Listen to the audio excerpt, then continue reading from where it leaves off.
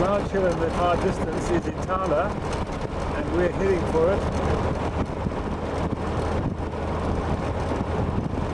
A bit difficult to see from here, but there's a monument on the highest point.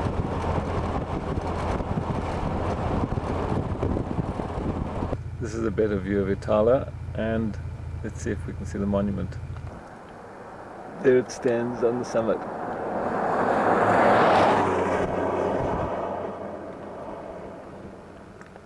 That was where the first Boer attack took place, about midnight.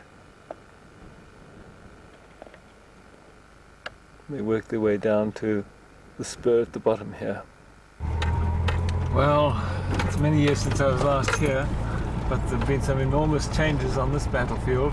We're now heading up to the main British position, which was below this spur and on the spur, after they've been driven away from the summit of Itala, which you can see on the skyline. But these settlements are new and a lot of the trees have gone. Well, that's as far as we can safely get our motor car. This is the copse of huge blue gum trees, where many years ago, when the children were small, we used to come and picnic. Behind Trish is the remnants of a stone-walled kraal where the British tried to secure or protect their animals during the course of the battle without much success.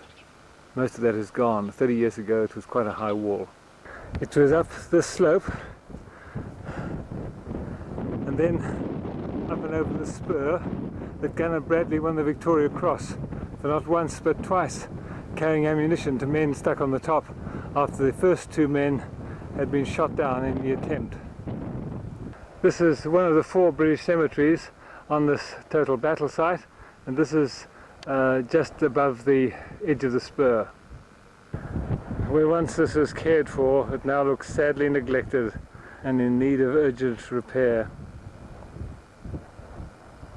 These are the graves as I can read them. Private Larkman, 1st Yorkshire Blanks. Private, looks like Goulding, 1st South Lancs.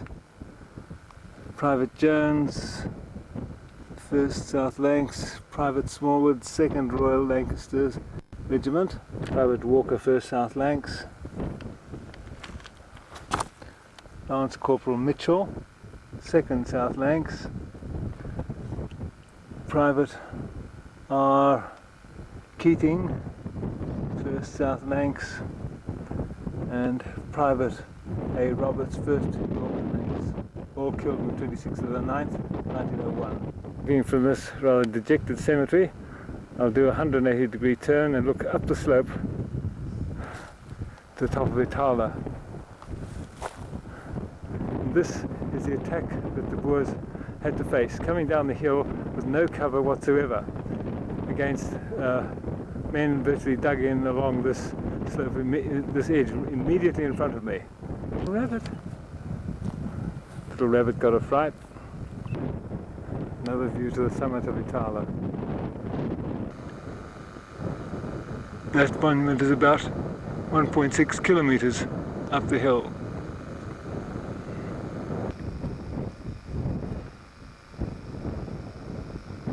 Too rough, too bumpy. This is the edge of the spur which the British intended to last. They kept the Boers out of the main camp down below. There's a little car standing in the forest down below. Over here a whole lot of modern houses, and if my memory serves me right, Isaiah Nzibandi's house used to be down here, and it seems to have disappeared. All these Zulu houses on the slopes of Itala are new. 30 years ago, only Isaiah Nzibandi lived on these slopes. It was his property. When I first came to this site, Isaiah Nzibandi, who was then about 75 years old, brought me into this grove of trees to show me a rifle that was growing up out of the ground with a barrel stuck in the trunk of one of these trees. About 20 years ago,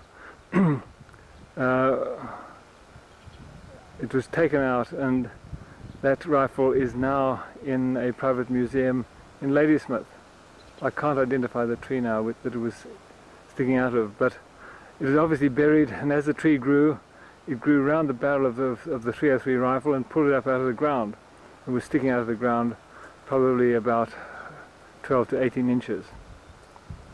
This looks as though it may possibly be in the tree, but at this stage it's very, very difficult to recognize the damage, and I can't remember the position either. But that's certainly the level at which the 303 rifle was sticking out of the tree. Now this cemetery is in beautiful condition, as you can see, and this is below the spur, and they are of Private A Heathcote, 1st Yorks and Lancs Regiment, Private J H Davy, 2nd something Regiment, Private A Barton, 2nd Yorks and Lancs.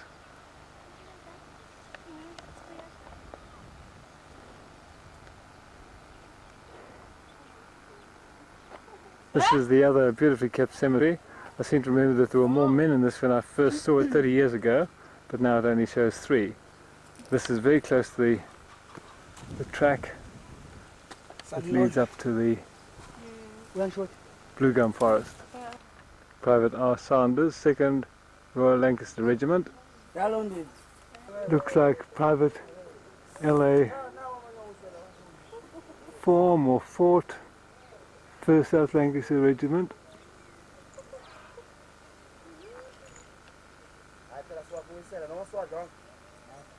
And Private T. Kelly, 2nd Lancaster Regiment.